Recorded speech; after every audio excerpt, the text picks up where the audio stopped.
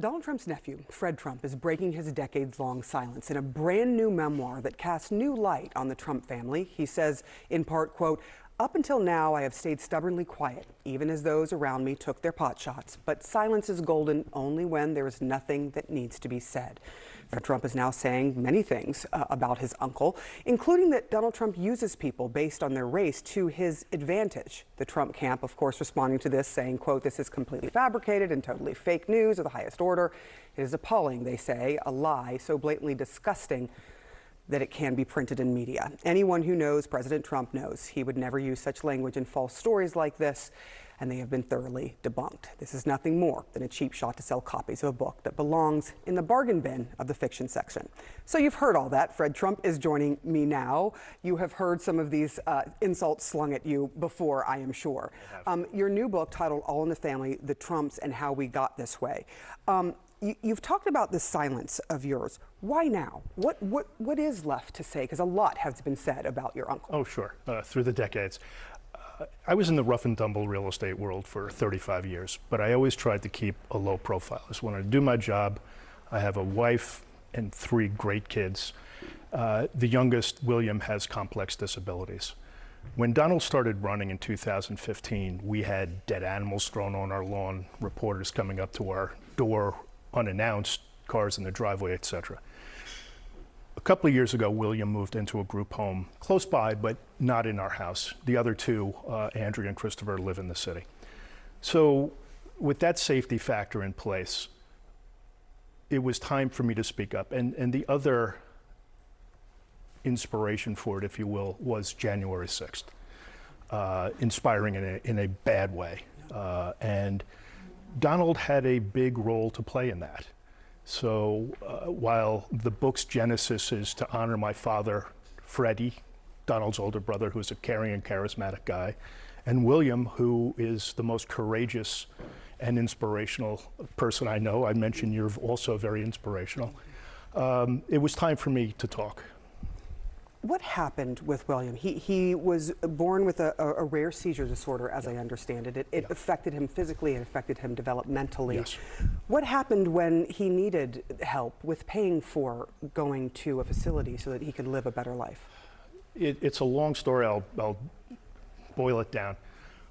When my father passed away at the age of 43 in 1981 as a sophomore in college, Donald was named my trustee.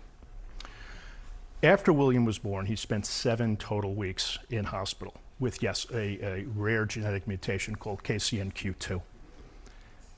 Donald, my aunts and uncles, my sister, no one visited William in the hospital. Okay, that happens. When we finally got home, there was a letter from Donald's attorney saying that Mary, my sister, and I were, in essence, kicked out of my grandfather's will. If people remember, this is 2000, Donald was in very bad financial straits. And he hatched a scheme that his siblings bought onto to, in essence, take us out.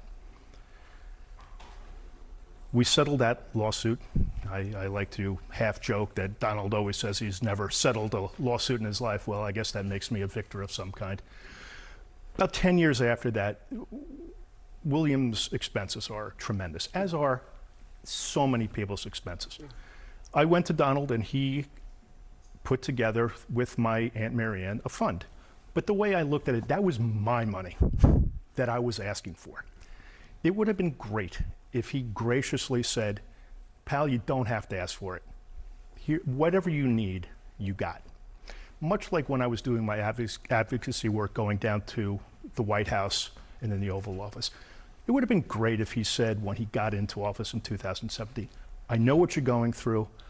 I know you're advocating on behalf of millions of people who, in essence, are voiceless. Let's do what we can to help." It never really materialized that way. What did he say to you instead about helping your son? Well, it was in 2023.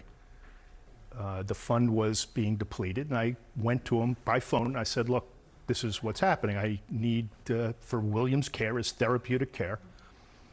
He said, "He doesn't recognize you. Let him die and move down to Florida." Now, I don't know how anyone could say that about any other human being, but to say it about your grandnephew is pretty grotesque. And I said, no, he does recognize me. And I guess my point with this is the person that millions of people want to vote for.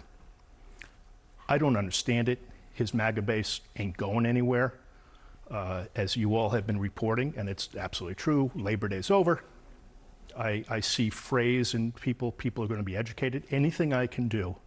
And this is policy over politics. This is not a personal thing. I believe in Kamala Harris's policies.